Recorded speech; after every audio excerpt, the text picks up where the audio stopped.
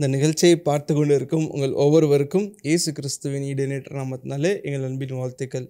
இன்றைக்கி நம்ம வேதாகம ஆச்சரியங்கள் நிகழ்ச்சியில் நம்ம ஒரு ஆச்சரியமான தலைப்பின் கீழே ஒரு பாடம் படிக்க போகிறோம். நம்மோடு சிறப்பு விருந்தினராக சகோதரர் பீட்டர் மாதவன் அவர்கள் இணைந்திருக்கிறாங்க. வாங்க அவரை நாம் வரவேற்று நிகழ்ச்சிக்குள்ளே போகலாம். சகோதரரே, இந்த நாளில் நம்ம வேதாகமத்திலிருந்து என்ன ஒரு ஆச்சரியமான பாடம் படிக்க போகிறோம்? வேதாகம ஆச்சரியங்கள்ல ஆசரிப்பு கூடாரத்தில் உள்ள ஆச்சரியங்களை ஒவ்வொன்றாக நாம் பார்த்து வருகிறோம், படித்து வருகிறோம். இன்றைக்கு ஆசரிப்பு கூடாரத்தில் கொம்புகள் என்ற தலைப்பின் கீழாக நாம் பார்க்க போகிறோம். ஆசரிப்பு கூடாரத்தில் கொம்புகள் உள்ள பொருட்களை பற்றி நான் கூற வேண்டும் என்று ஆசைப்படுகிறேன். ஒவ்வொரு இடத்திலும் பிரகாரத்தில் சில பொருட்கள் இருக்கிறது, பரிசுத்த ஸ்தலத்தில் சில பொருட்கள் இருக்கிறது, மகா பரிசுத்த ஸ்தலத்தில் சில பொருட்கள் இருக்கிறது. ஆனால் கொம்புகள் கொண்ட பொருட்கள் ரெண்டே ரெண்டு தான். அது எதுவென்றால் பிரகாரத்தில் உள்ள வெண்கலத்தினால் செய்யப்பட்ட பலிபீடம் 4 கொம்புகளை கொண்டதாக இருக்கிறது. இரண்டாவதாக பரிசுத்த ஸ்தலத்தில் பொன் தகட்டால் மூடப்பட்ட தூபபீடத்தில் 4 கொம்புகள் இருப்பதை நம்மால் பார்க்க முடிகிறது. இந்த 2 பொருட்கள்லையும் கொம்புகள் இருப்பதற்கான ஆதார வேத வாக்கியத்தை நான் வாசிக்க வேண்டும் என்று ஆசைப்படுகிறேன். வாசிக்கட்டுமா? வாசிச்சுங்க. வெண்கல பலிபீடத்தில் உள்ள கொம்புகள். யாத்திராகமம் 27ஆம் அதிகாரம் 1-2 வாக்கியங்கள். 5 முழ நீளமும் 5 முழ அகலமுமாக சீத்திம் மரத்தால் பலிபீடத்தையும் உண்டு பண்ணுவாயாக. அது சதுரமும் 3 முழ உயரமாயிருப்பதாக. அதன் 4 மூலைகளிலும் 4 கொம்புகளை உண்டாக்குவாயாக. அதன் கொம்புகள் அதனோட ஏகமாயிருக்க வேண்டும். அதை வெண்கலத் தகட்டால் மூட வேண்டும். பொன் தகட்டால் மூடப்பட்ட தூபபீடம். யாத்திராகமம் 30ஆம் அதிகாரம் 1-2 வாக்கியங்கள். தூபம் காட்டுகிறதற்கு ஒரு தூபபீடத்தையும் சீத்தி மரத்தினால் உண்டாக்குவாயாக. அது 1 முழ நீளமும் 1 முழ அகலமுமான சதுரமும் 2 முழ உயரமுமாய் இருக்க வேண்டும். அதன் கொம்புகள் அதனோட ஏகமுமாய் இருக்க வேண்டும். இந்த வேத வாக்கியத்தை பார்க்கும்போது வெண்கல பலிபீடத்தில் 4 மூலைகளிலும் 4 கொம்புகள் இருப்பதை பார்க்க முடிகிறது. பொன் தகட்டால் செய்யப்பட்ட தூபபீடத்திலும் 4 மூலைகளில் 4 கொம்புகள் இருப்பதை பார்க்க முடிகிறது. இப்போ கொம்புகள் இருக்கக்கூடிய 2 பொருட்களை நாம் கண்டுபிடித்து வைத்து விட்டோம். கொம்புகள் எதை குறிக்கிறது, யாரை குறிக்கிறது என்பதை நாம் சிந்திக்க போகிறோம். பொதுவாகவே ஆசரிப்பு கூடாரத்தில் ஒவ்வொரு காரியத்தையும் நம்ம படித்தோம்னா, சின்னதாக இருக்கட்டும் பெருசாக இருக்கட்டும், பொருட்களாக இருக்கட்டும் மிருகங்களாக இருக்கட்டும், எதை படித்தாலும் ஆண்டவராக இயேசு கிறிஸ்துவின் செயல்பாடுகளை, தியாகத்தை, பணியை குறிக்கக்கூடியதாகத்தான் இருக்கும். அதற்கான ஆதாரத்தை தான் நம் வேதாகமத்தில் தேடி வாசித்து படிக்க வேண்டும். இந்த கொம்புகளும் ஆண்டவராக இயேசு கிறிஸ்துவை தான் குறிக்குதுங்கிறத நம் மனதில் அழுத்தமாக பதித்து வைத்துக் கொள்ள வேண்டும். அதற்கான ஒரு அழகான ஆதார வசனத்தை நான் வாசிக்கிறேன். வாசிக்கட்டுமா? வாசிச்சுங்க. லூக்கா 1ஆம் அதிகாரம் 74-75 வாக்கியங்கள். தமது ஜனத்தை சந்தித்து மீட்டுக்கொண்டு நம்முடைய சத்துருக்களினின்றும் நம்மை பகைக்கிற யாவருடைய கைகளினின்றும் நம்மை ரட்சிக்கும்படிக்கு தம்முடைய தாசனாகிய தாவீதின் வம்சத்திலே நமக்கு இரட்சண்ய கொம்பை ஏற்படுத்தினார்.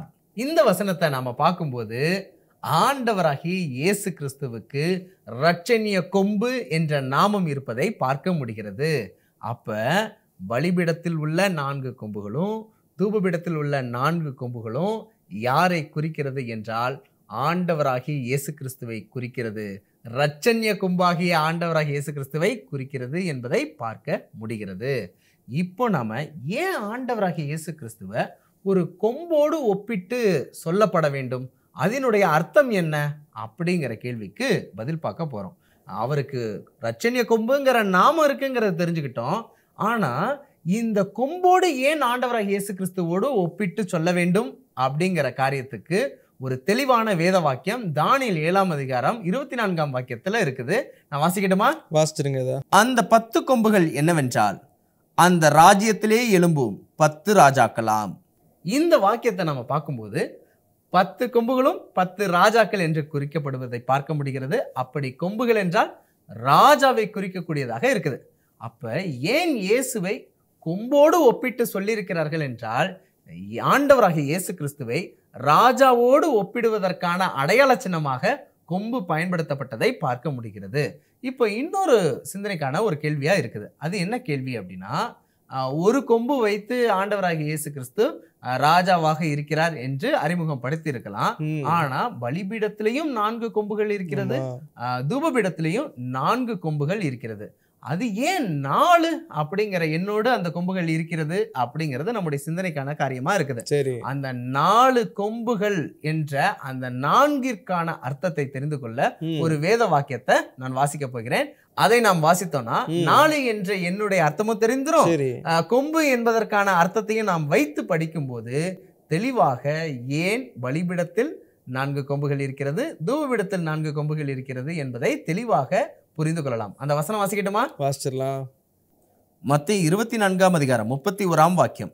வலுவாய் தொனிக்கும் எக்கால சத்தத்தோடே அவர் தமது தூதர்களை அனுப்புவார். அவர்கள் அவரால் தெரிந்து கொள்ளப்பட்டவர்களை வானத்தின் ஒரு முனை முதற்கொண்டு மறுமுனை மட்டும் 4 திசைகளிலும் இருந்து கூட்டி சேர்ப்பார்கள். இந்த வேத வாக்கியத்தில் பார்க்கும்போது 4 என்ற எண் வருவதை பார்க்க முடிகிறது. 4 என்ற எண் 4 திசைகளை குறிக்கக்கூடியதாக இருக்குது. சரி, இப்போ 4 கொம்புகள் என்பதை எடுத்துக்கொள்வோம். 4 என்பது 4 திசை, கொம்பு என்பது ராஜா. யார் அந்த ராஜா? இயேசு கிறிஸ்து. அப்ப 4 திசைகளுக்கும் ராஜா ஆண்டவராகிய இயேசு கிறிஸ்து என்பதை குறிப்பதற்காகத்தான் பலிபீடத்தில் 4 கொம்புகள், தூபபீடத்திலும் 4 கொம்புகள். இதை இன்னும் புரியும்படியா எளிமையா நான் சொல்றேன். ஆண்டவராகிய இயேசு கிறிஸ்து ராஜாதி ராஜாவாக இருக்கிறார். அவர் ரட்சணிய கொம்பாய் இருக்கிறார். அதுவும் ஒரு திசைக்கு அல்ல, கிழக்குக்கும் அவர்தான் ராஜாதி ராஜா, மேற்குக்கும் அவர்தான் ராஜாதி ராஜா, தெற்குக்கும் அவர்தான் ராஜாதி ராஜா, வடக்குக்கும் அவர்தான் ராஜாதி ராஜா. இந்த உலகத்தில் எந்த திசையில் உள்ளவர்களுக்கும் அவர்தான் ராஜாதி ராஜா என்பதை குறிப்பதற்காக 4 கொம்புகள் 4 பலிபீடத்தில் வைக்கப்பட்டிருக்கிறது. ஏன் பலிபீடத்தில் மட்டும் 4 கொம்புகள் வைக்கப்பட்டிருக்கிறது? ஏன் தூபபீடத்தில் மட்டும் 4 கொம்புகள் வைக்கப்பட்டிருக்கிறது என்பதை நம்ம சிந்திக்கணும். இதை தெரிந்து கொள்ள வேண்டும் என்றால் பலிபீடத்தில் என்ன நடக்கிறதுங்கிறத நம்ம என்ன பண்ணணும்? புரிந்து கொள்ளணும். பலிபீடத்துல தான் ஆட்டுக்குட்டி பலியாகும்.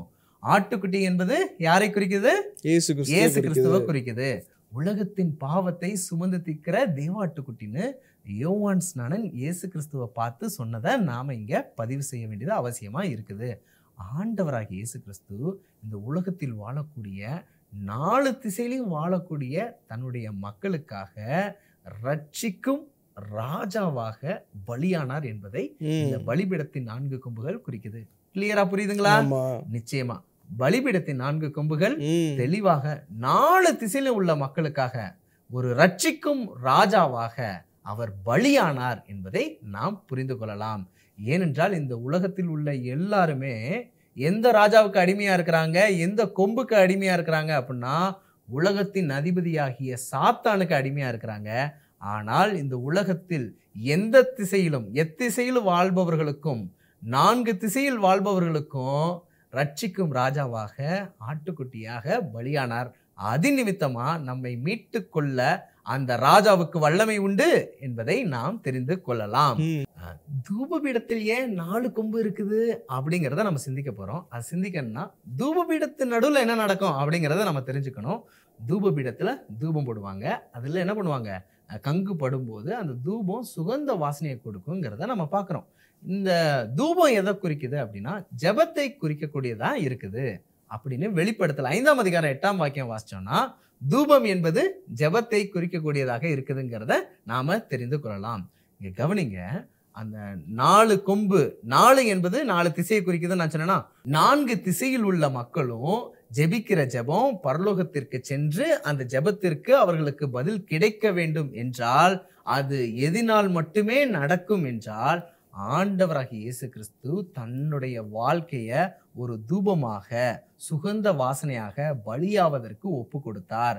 அவருடைய பலியின் நிமித்தமாக தான் 4 திசையில இருந்தும் ஜெபிக்கிறவங்களுடைய ஜெபம் பரலோகத்துக்கு கேட்கப்பட்டு திரும்ப அவங்களுக்கு பதில் கொடுக்கப்படுதுங்கிறத பார்க்கிறோம். அதனாலதான் ஆண்டவர் சொன்னாங்க, என் நாமத்தினாலே நீங்கள் எதை கேட்டாலும் அதை நான் தருவேன் என்று ஆண்டவர் வாக்கு கொடுத்ததை பார்க்க முடியுது. ஏன்னா நாம் நம்முடைய ஜெபம் எந்த திசையிலிருந்து நாம் ஏறெடுத்தாலும் அந்த ஜெபத்திற்கு பதில் கொடுப்பதற்கு அவர் தன்னையே பலியாக கொடுத்திருக்கிறார். தன்னையே சுகந்த வாசனையாக பிதாவுக்கு ஒப்பு கொடுத்திருக்கிறார் என்பதை பார்க்க முடிகிறது. அதனால்தான் அவருக்கு ஜெபத்திற்கு பதில் கொடுக்கின்ற அதிகாரியான ராஜாவாகவும் இருக்கிறாரு. பலிபீடத்தில் என்னவா இருக்கிறாரு அப்படின்னா எல்லாரையும் மீட்டு கொள்ளக்கூடிய பலியான ரட்சிக்கும் ராஜாவாகவும் இருக்கிறார் என்பதை நாம் புரிந்து கொள்ளலாம். இதுவே பலிபீடத்தில் உள்ள கொம்புகளுடைய ஆவிக்குரிய பாடமாகவும் இருக்கிறது, தூபபீடத்தில் உள்ள கொம்புகளுடைய ஆவிக்குரிய பாடமாய் இருக்கிறது. இந்த ரெண்டு விஷயத்தையும் அவர் எல்லா திசையில் உள்ள மக்களுக்காக பலியானார் என்பதையும், எல்லா திசையில் உள்ள மக்கள் ஜெபத்திற்கு பதில் கிடைக்கும்படியாக சுகந்த வாசனையானார் என்பதையும் குறிப்பிடும்படியா அப்போஸ்தலனாகிய பவுல் ஒரு அழகான வாக்கியத்தை நமக்கு பதிவு செய்கிறார். அதை நான் வாசிக்கிறேன். எபேசியர் 5ஆம் அதிகாரம் 2ஆம் வாக்கியம். கிறிஸ்து நமக்காக தம்மை தேவனுக்கு சுகந்த வாசனையான காணிக்கையாகவும் பலியாகவும் ஒப்பு கொடுத்து நம்மில் அன்பு கூர்ந்தது போல நீங்களும் அன்பிலே நடந்து கொள்ளுங்கள். இந்த வாக்கியத்தில் கிறிஸ்து நமக்காக பலிபீடத்தில் பலியானார் என்பதையும் நாம் கற்றுக்கொள்கிறோம். தூபபீடத்தில் சுகந்த வாசனையாக ஒப்பு கொடுத்தார் என்பதையும் நாம் கற்றுக்கொள்கிறோம். இந்த பலிபீடத்தில் அவர் பலியானது நிமித்தமாக எல்லா திசையில் உள்ள மக்களுக்கும் ரட்சிக்கும் ராஜாவாக இருக்கிறார். தூபபீடத்தில் அவர் சுகந்த வாசனையாக தன்னை ஒப்பு கொடுத்ததினாலே எல்லா திசையில் உள்ளவர்கள் ஜெபிப்பதற்கும் பதில் கொடுக்க வல்லவராய் இருக்கிறார் என்ற அருமையான ஆழமான பாடத்தை நாம் கற்றுக்கொள்கிறோம். நன்றி சகோதரரே, ரொம்பவே ஒரு சுவாரஸ்யமான தகவலை பகிர்ந்துக்கிட்டீங்க. நிச்சயமாக இதை பார்த்துட்டு இருக்கிற நேயர்களுக்கு இது பிரயோஜனமாக இருக்குன்ட்டு நான் நம்புகிறேன். மீண்டும் ஒரு நிகழ்ச்சியில் சந்திப்போம். அது வரைக்கும் தேவன் உங்களோட கூட இருப்பாராக. ஆமென் நண்பரே. என்ன நேயர்களே, இந்த வேத பாடம் உங்களுக்கு ரொம்பவே பிரயோஜனமாக இருக்குன்ட்டு நான் நம்புகிறேன். எங்களோட தொடர்ந்து இணைந்திருங்க. மீண்டும் ஒரு நிகழ்ச்சியில் சந்திப்போம். அது வரைக்கும் தேவன் உங்களையும் உங்கள் குடும்பத்தையும் ஆசீர்வதிப்பாராக. ஆமேன்.